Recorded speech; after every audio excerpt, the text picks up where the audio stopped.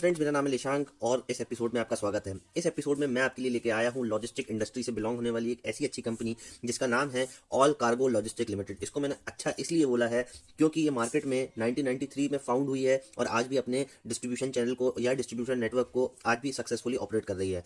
अगर मैं इसके ओवरव्यू की बात करते हैं अगर मैं इसके ओवरव्यू की बात करूँ तो मैं आपको एक छोटा सा इसको इंट्रो देता हूँ। इस कंपनी को 1993 में शशि किरण शेट्टी जी ने फाउंड किया था।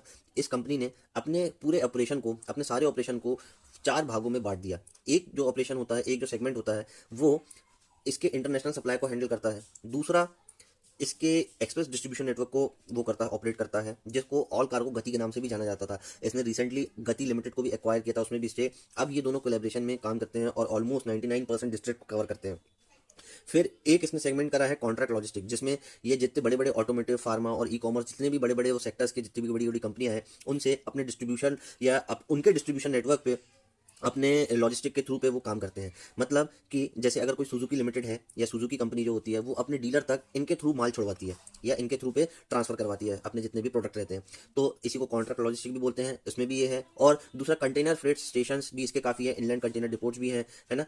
अब इसके अगर माइलस्टोन की बात करूँ, 93 में इसका फाउंडेशन हुआ था। 2006 में इसने वर्ल्ड वाइड में अपना दबदबा जमाने के लिए या अपने अपने प्रेजेंस बनाने के लिए में ईसीयू लाइन को भी इनने वो एक्वायर किया था। फिर 2020 में इनने गति लिमिटेड को कंट्रोलिंग स्टेक एक्वायर किया, जिससे अब ये कोलैबोरेशन में चलते हैं।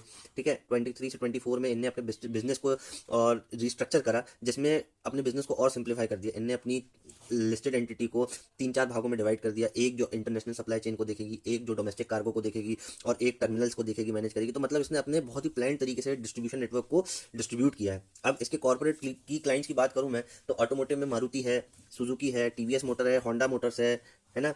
और अगर इलेक्ट्रॉनिक की बात करूं तो सैमसंग है, शैनिडियर है। और रिटेल ई कॉमर्स की बात करूं तो इसमें दिखा रहा है आइकिया, जिसमें handle 61% of delivery for their Hyderabad store. ठीक है, 3M इंडिया है, लॉजिस्टिक पार्टनर भी काफ़ी हैं। तो ओवरऑल इसके काफ़ी अच्छे की क्लाइंट्स हैं। ये तो सिर्फ आपको सिर्फ इंपॉर्टेंट एक छोटी सी लिस्ट दिखाई गई है, बाकी इसके बहुत सारे क्लाइंट्स हैं। ठीक है, बैंकिंग एंड फाइनेंसिंग पार्टनर में भी इसके HSBC बैंक है, HDFC बैंक है ना। इनकी मार्केट में जो ग्लोबल शेयर है ईसीयू वर्ल्ड वाइड में, वो भी अच्छा खासा है, 14 to 15% है ग्लोबल मार्केट शेयर में। नेटवर्क रीच में अगर आप देखोगे तो 180 कंट्रीज को केटर करता है ना। और साथ ही साथ में इसका डोमेस्टिक में 99%, जैसे मैंने आपको बताया, 99% इंडियन डिस्ट्रिक्ट को ये वो करता है, कवर करता है। कंटेनर फ्रेट कॉन्ट्रैक्ट लॉजिस्टिक में भी बहुत अच्छा है सेगमेंट में। अच्छा, कॉन्ट्रैक्ट लॉजिस्टिक में इसके रेवेन्यू को आप देखेंगे तो 48% रेवेन्यू मिला है इसको 25 में, फाइनेंशियल ईयर में, है ना।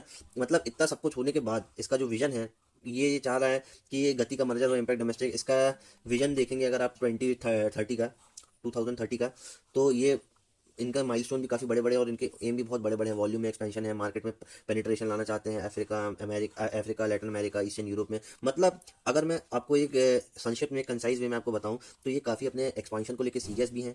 ठीक है, और साथ ही साथ में ये अपनी मार्केट में प्रेजेंस को जो बनी है उसकी रेपुटेशन को भी सिक्योर करके चलते हैं और अपने आप को एक्सपांड करने के लिए ये हर एक नए कॉन्ट्रैक्ट को भी अपनाते हैं, अच्छे मेजर स्टेप लेते हैं। अब इन सब के ओवरव्यू के बाद में अब हम इसके स्टॉक के चार्ट को देखेंगे। अगर आप ध्यान से देखेंगे तो इसने जो हाई मारा था अराउंड 2023 में, इसने 34 रुपीज़ के अराउंड में इसने हाई प्राइस था, जो इसका मैक्सिमम हाई प्राइस गया। उस मैक्सिमम हाई प्राइस से अगर आप आज की डेट में देखेंगे, 8 रुपये चल रहा है, तो ये आपको स्टॉक ऑफर करता है 76% के अराउंड डिस्काउंट ऑफर करता है। कोई भी अच्छा स्टॉक अगर आपको इतना मैसिव डिस्काउंट ऑफर करता है तो हमें उस स्टॉक को थोड़ा तो कंसिडर करना चाहिए। ठीक है, सब्जेक्ट टू उसके फ्यूचर कैसा है या वो कंपनी कैसी है, उसने मार्केट में साइकिल्स जितनी भी अप और डाउन वाली साइकिल्स होती हैं, उसने वो अच्छे से देखी है कि नहीं देखी है ना। तो लगभग जब ये 93 में इनकॉर्पोरेट हुई है और आज चल रहा है 2026, ऑलमोस्ट इसने 25 to 30 ईयर मार्केट में प्रेजेंट रहा है। इसने सारे फेसेस, बहुत सारे, मैं बोलूँगा सारे फेसेस नहीं तो इसने बहुत मेजर फेसेस, क्रूशल फेसेस, 2008 का रिसेशन भी देखा। सब कुछ करने के बाद ये कंपनी आज भी खड़ी है और सर्वाइव कर रही है और अपने एक्सपेंशन को प्लान कर रही है। इसका मतलब कि इस कंपनी में दम तो है अपने मार्केट में प्रेजेंस बनाने की, और वो आज भी है। अब रही बात इसके मार्केट के शेयर 33 रुपीज़ से 8 रुपीज़ पे क्यों आया, हो सकता है ये एक डीप डाउन पुल बैक रहा हो या कोई मेजर करेक्शन रहा हो, इस बीच में कुछ ऐसे इवेंट रहे हो, प्रॉफिटेबिलिटी कम हुई हो और इन्वेस्टर इसको थोड़ा सा ओवर वैल्यूड समझ रहे हो, है ना। तो उस बेस पे ये यहाँ पे 8 रुपये के करीब में हमको मिल रहा है। इसका ये मतलब नहीं है कि कंपनी खराब है या फिर कुछ, कि इसका तो हो सकता है 0 रुपीज़ पे आ जाए या कंपनी बंद हो जाए, ऐसा कुछ नहीं होता।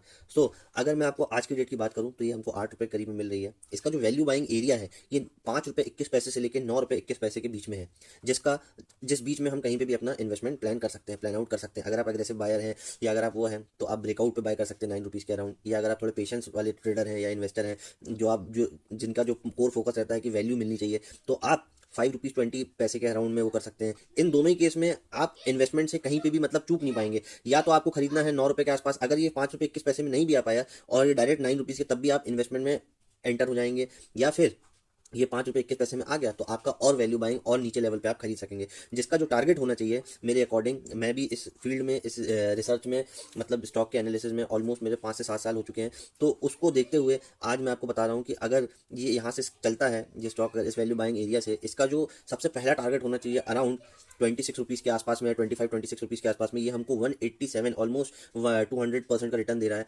और साथ ही साथ में इसका जो सेकंड टारगेट है वो हमको 270 के आसपास में, 270% के आसपास में हमको रिटर्न देता है।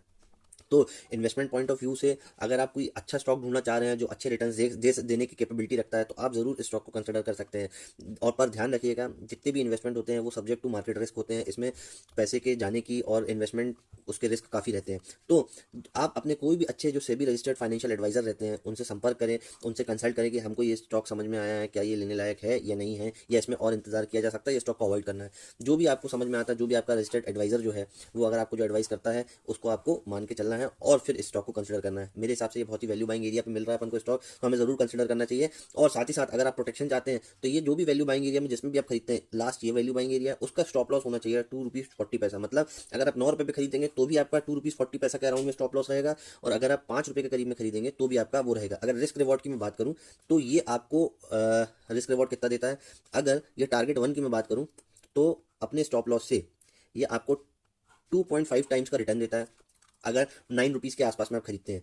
ठीक है, और अगर टारगेट 2 तक जाएगा तो ये हमको 3.74 का रिस्क रिवॉर्ड ऑफर करता है। यही चीज़ अगर आज हम करंट प्राइस की बात करें जैसे ₹8 के आसपास में, तो ये हमको ऑलमोस्ट 4.5 का रिटर्न देता है रिस्क रिवॉर्ड। और अगर हमारा फर्स्ट टारगेट होगा तो भी 3 पॉइंट का। तो इन एनी केस आपकी ये विन विन सिचुएशन ही रहेगी। विन विन सिचुएशन इसलिए क्योंकि मेरे को लगता नहीं है कि ₹2.40 ये स्टॉप लॉस को ट्रिगर करेगा, क्योंकि ये अच्छी कंपनी है। कहीं ना कहीं से मार्केट में जब ये और नीचे आएगी तो बायर इसमें इंटरेस्ट शो करेंगे, और जैसे ही शो करेंगे तो हमको ये ₹25 के अराउंड में मिलता चला जाएगा। अगर ये स्टॉक अच्छा होगा तो इन दोनों लेवल्स में से आपको रिवर्सल देखने मिल सकता है 26 से लेकर ₹33 के अराउंड के टारगेट के लिए। सो फ्रेंड्स, इस स्टॉक के लिए इतना ही। अगले एपिसोड में मैं आपके लिए और कुछ अच्छे वैल्यू बाइंग स्टॉक्स लेके आऊँगा जिसमें आपको इन्वेस्ट करने में बड़ा ही मज़ा आएगा और उसको जानने में भी। ये कंपनी अच्छी लगी मुझे, इसलिए मैंने आपको इसके बारे में इतना डिटेल में आपको समझाया, वो करा। सो फ्रेंड्स, अगले एपिसोड तक के लिए बाय बाय, और मिलते हैं अगले एपिसोड में।